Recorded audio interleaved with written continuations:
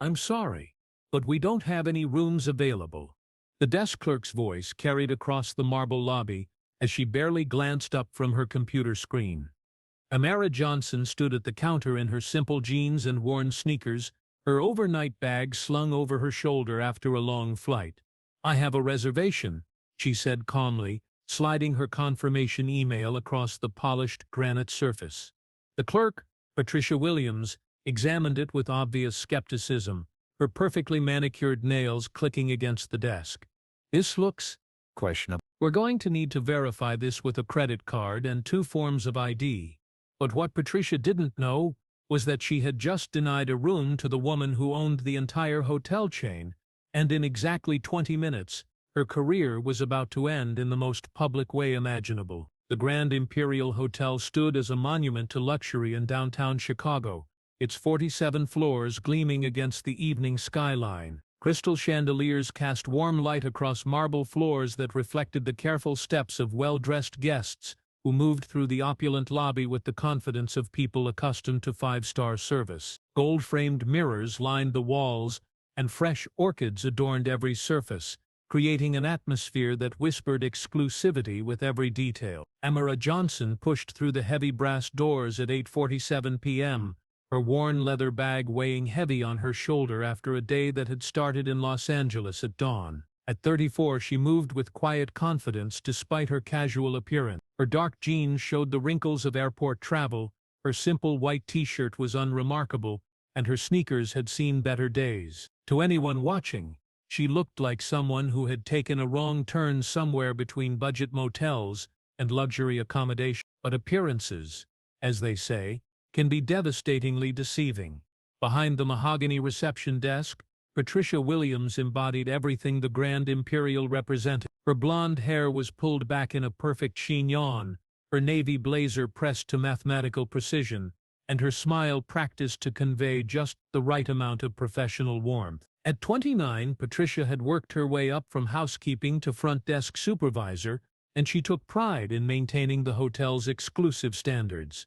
"Good evening, welcome to the Grand Imperial," Patricia said as Amara approached, though her tone carried a subtle note of surprise. The hotel's typical clientele arrived in designer clothing and luxury vehicles, not looking like they'd spent the day in economy class.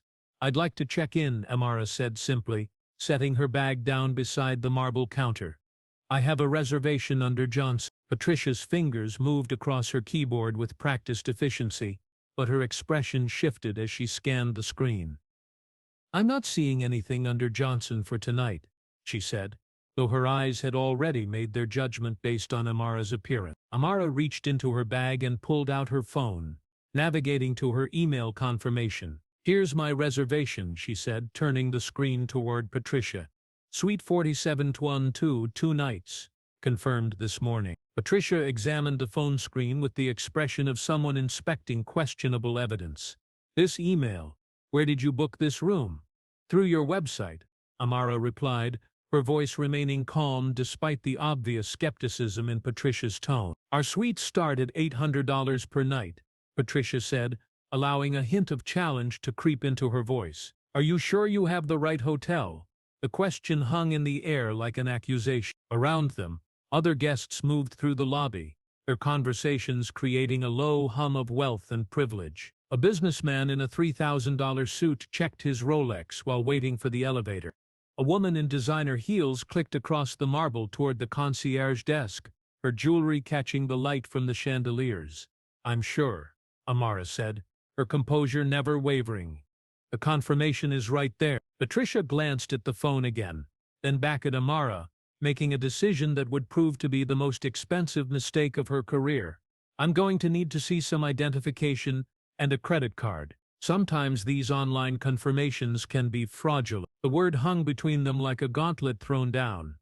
Patricia had essentially accused Amara of attempting to scam her way into a luxury suite, based on nothing more than her appearance and her quiet demeanor. Amara pulled out her wallet and placed her driver's license and American Express black card on the counter. Patricia examined both with exaggerated care, as if she were a detective investigating a crime scene. "This credit card," Patricia said, holding the black metal card up to the light. "These can be faked, you know.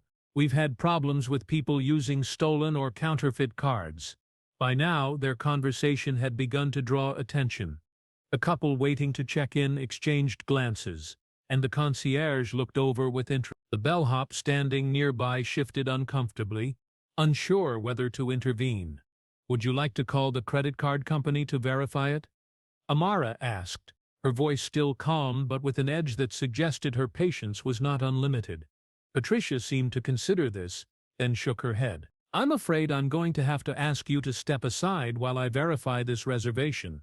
It's going to take some time, and we have other guests waiting." It was a dismissal, plain and simple. Patricia had decided that Amara didn't belong in the Grand Imperial, and she was prepared to make checking in as difficult as possible until Amara gave up and left. But Amara didn't move. "I'd like to speak to your manager," she said quietly. "The manager is busy with VIP guests," Patricia replied. "If you'd like to wait in the lobby, someone might be able to see you in an hour or two." Behind Amara, the couple who had been waiting to check in cleared their throats impatiently. "Excuse me," the woman said. "We have a dinner reservation in 20 minutes. Patricia immediately brightened. "Of course. Right this way, Mrs. Henderson. So sorry for the delay." The message was clear. Real guests took priority over whatever Amara was trying to pull. As Patricia efficiently checked in the Hendersons, complimenting Mrs. Henderson's dress and offering restaurant recommendations, Amara stood to the side, her presence now treated as an inconvenience rather than a guest to be served. "Your suite is ready, Mrs. Henderson," Patricia said warmly. "The bellhop will take your bags right up. Enjoy your stay." When the Hendersons had been whisked away to the elevator, Patricia returned to Amara with barely concealed irritation. "I'm still working on verifying your situation, but I have to tell you, I'm not finding any record of your reservation in our system." "Then check again," Amara said simply.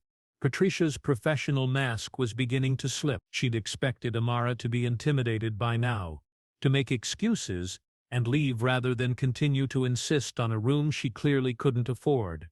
"Look," she said, lowering her voice but not her condescension, "I don't know what kind of scam you're running, but this is a legitimate business. We don't just hand out rooms to anyone who walks in with a fake confirmation email."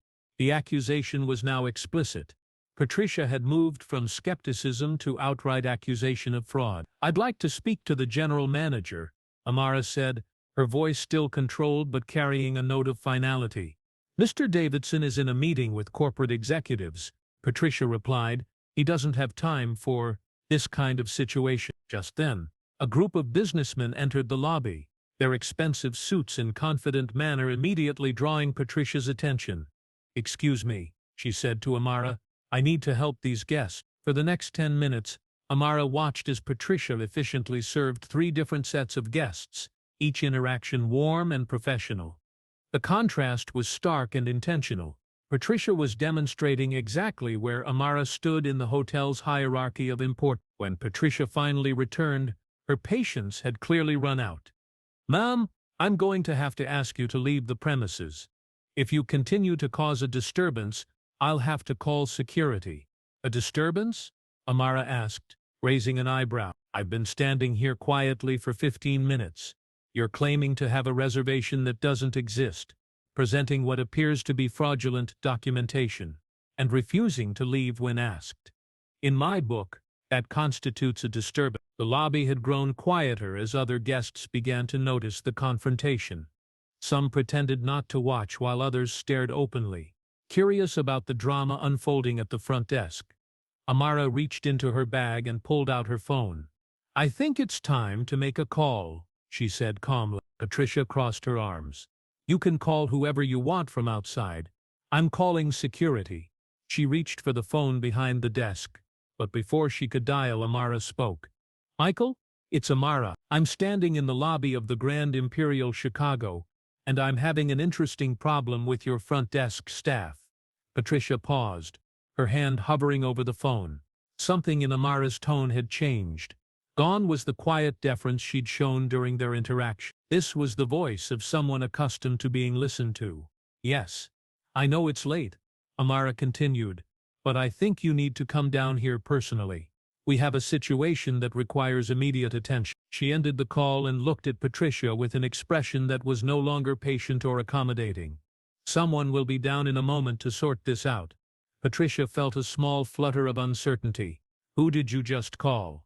"Someone who can help resolve this situation," Amara replied. For the first time since their interaction began, Patricia began to wonder if she might have made an error in judgment. But it was too late to back down now. She'd committed to her position, and changing course would be admitting she'd been wrong. "Ma'am, regardless of who you called, I'm going to need you to wait outside while we sort this out. Hotel policy." Amara didn't move. "I'll wait right here." The tension in the lobby was now palpable. Other guests were openly watching, some pulling out phones to record what was clearly becoming a significant confrontation. The concierge looked nervous, and the bellhop had moved closer, ready to intervene if necessary. 3 minutes later, the elevator doors opened, and a tall man in an expensive suit strode across the lobby with the purposeful walk of someone addressing a crisis. Michael Davidson, the hotel's general manager, looked like he'd just left a board meeting, which was exactly what he'd done when he received Amara's call. "Miss Johnson," he said as he approached, his voice carrying a mixture of respect and concern. "I am so sorry for any inconvenience." Patricia's face went pale as she watched her general manager greet the woman she'd been trying to remove from the premises with obvious deference. "Mr. Davidson," Amara said calmly, "I think we need to discuss the customer service standards at this property." Michael's eyes flicked to Patricia, then back to Amara. "Of course. Perhaps we could step into my office to discuss this privately." "Actually," Amara said, her voice carrying clearly across the now silent lobby, "I think this conversation needs to happen right here, where your staff and guests can understand exactly what's been occurring." Michael nodded reluctantly. He knew that tone, had heard it in board meetings when Amara was addressing problems that required immediate and decisive action. Patricia stood frozen behind the desk, beginning to understand that whatever was happening was far beyond her ability to control. "Miss Johnson," Michael said formally, "on behalf of the Grand Imperial Hotel, I want to apologize for the treatment you've received tonight. It's completely unacceptable and doesn't represent our standards." "Doesn't it?" Amara asked. "Because from where I'm standing, this seems to be exactly your standard. Your desk clerk has spent the last 20 minutes accusing me of fraud, questioning my credit card, refusing to honor my confirmed reservation, and treating me like a criminal." The lobby was dead silent now. Every guest, every staff member, every person within earshot was listening to what was clearly about to become a very public reckoning. Patricia found her voice. "Mr. Davidson, I was just following protocol." This woman's reservation seemed suspicious, and her appearance suggested, "Stop," Michael said sharply. "Just stop talking." He turned back to Amara, his expression grave. "Miss Johnson, I take full responsibility for this incident. Your experience tonight is inexcusable." "My experience tonight," Amara said, her voice carrying the authority she'd kept hidden throughout her interaction with Patricia, "raises serious questions about the training, standards, and culture of this property." She paused, letting her words sink in before continuing. "I'm curious, Miss Davidson. Do you know who I am?" Michael nodded slowly. "Yes, ma'am. You're Amara Johnson, CEO and majority owner of Johnson Hospitality Group."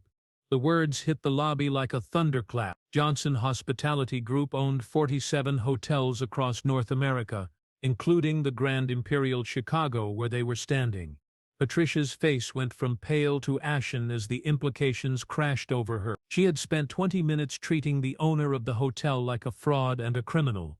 But that wasn't enough for Amara. "Which means," she continued, her voice steady but carrying an unmistakable edge, "that this woman has just spent 20 minutes explaining to me why I don't deserve to stay in my own hotel." The silence in the lobby was deafening. Guests stared openly, some with their phones out, recording what was clearly going to be a viral moment. The staff members within earshot looked stricken, understanding that they were witnessing the kind of incident that ended careers. Patricia gripped the edge of the desk, her knuckles white. "I didn't know. I mean, your appearance." "My appearance," Amara said quietly, but her voice carried to every corner of the lobby, was that of a black woman in casual clothes. "And based solely on that appearance, you decided I was a criminal." She let that sink in before continuing. You didn't question the white couple who checked in after me, even though they presented the exact same type of documentation. You didn't ask them for additional ID or question the validity of their credit card. The difference, it seems, was the color of my skin. Patricia opened her mouth to protest, but no words came. Every guest, every staff member in that lobby understood exactly what had happened, and there was no explanation that could justify it. Michael stepped forward. Miss Johnson, I want you to know that this behavior doesn't represent our company values, and there will be immediate consequences. Will there? Amara asked. Because this suggests a much deeper problem than one employee's poor judgment. This suggests a culture where discrimination is acceptable as long as it's subtle enough to deny later. She gestured around the lobby. Look around, Mr. Davidson. Look at your staff, your guests, your entire operation. What do you see? Michael's eyes swept the lobby, taking in what Amara was asking him to observe.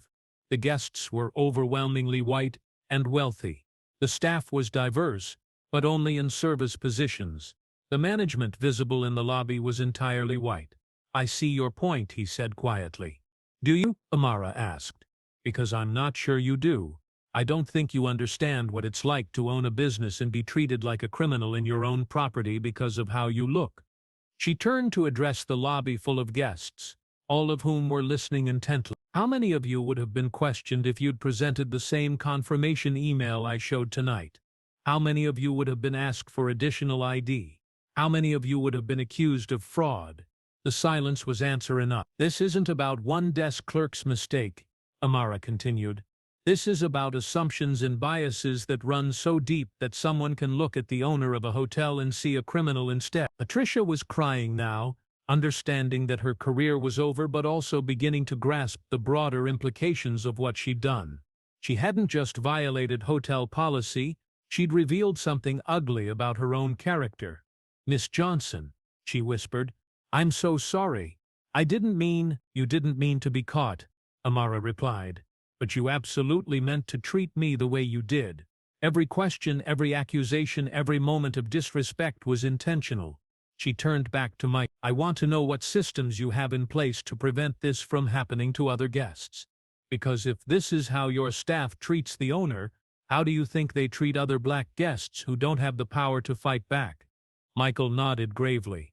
You're absolutely right. We need to implement immediate changes to our training programs, our hiring practices, and our guest service protocols. You're going to implement changes, Amara corrected, because I'm going to be watching very carefully to ensure that you do. She picked up her bag and looked at Patricia one last time. You asked for my identification earlier. Let me properly introduce myself. I'm Amara Johnson. I built Johnson Hospitality Group from nothing, and I own this hotel along with 46 others. I've worked twice as hard as any of my competitors to get here, and I've faced discrimination at every step of the way. She paused, her voice carrying a weight that settled over the lobby like a judgment. But I've never in all my years of travel been treated with such blatant disrespect in one of my own property. Congratulations, you've achieved something unique. Patricia was sobbing openly now, understanding that she'd destroyed not just her career but also her reputation in the hospitality industry. Miss Johnson, Michael said, what would you like us to do about this situation? Amara considered the question carefully. Around them the lobby remained silent, everyone waiting to hear what justice would look like. First, she said, Ms. Williams is terminated immediately, not because of one mistake, but because she revealed a pattern of thinking that makes her unsuitable for customer service. Patricia nodded through her tears, knowing she had no grounds to protest.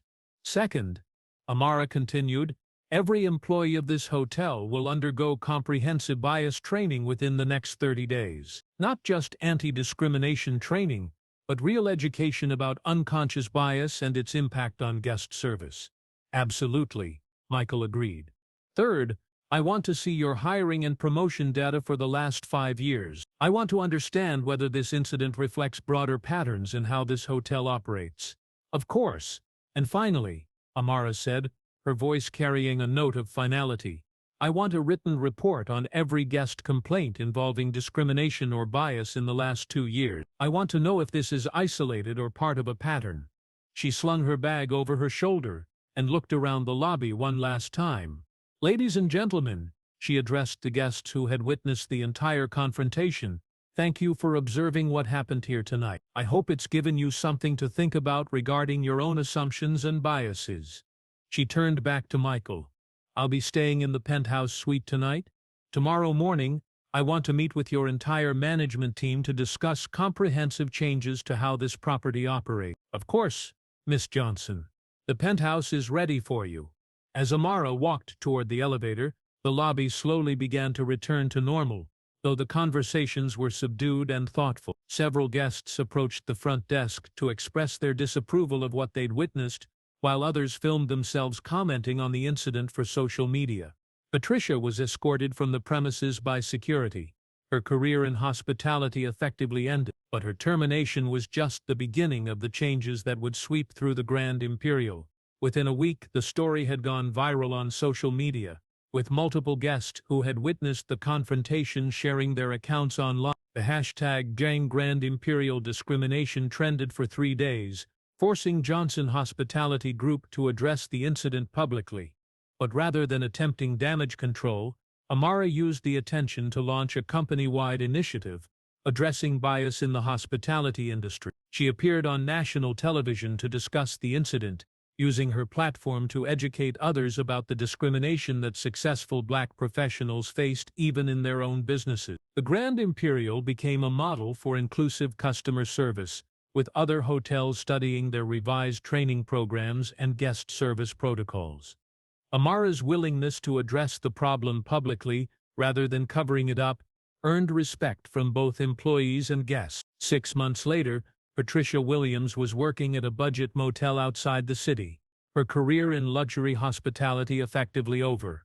She'd been forced to confront her own biases and the cost of acting on them, though she continued to struggle with accepting responsibility for her choices. Michael Davidson implemented every change Amara had requested and more, transforming the Grand Imperial into one of the most inclusive and welcoming hotels in the Johnson Hospitality Group portfolio. Guest satisfaction scores improved dramatically, and the hotel became a destination for travelers who valued respect and equality. For Amara, the incident served as a powerful reminder of why her work mattered. Building a successful business was just the beginning. Creating environments where everyone was treated with dignity and respect was the real challenge. As she told a reporter weeks later, success isn't just about making money or building an empire. It's about using your platform to make the world a little more fair for the people who come after you. The Grand Imperial Hotel continued to operate as a symbol of luxury and excellence, but now it also stood as proof that real hospitality meant treating every guest with the respect they deserved, regardless of how they looked or where they came from. And every employee who worked there understood that great service wasn't about assumptions or appearances. It was about recognizing the human dignity in every person who walked through their door. Because sometimes the most powerful lesson comes from the moment someone realizes they've been looking at an owner and seeing only the color of her skin.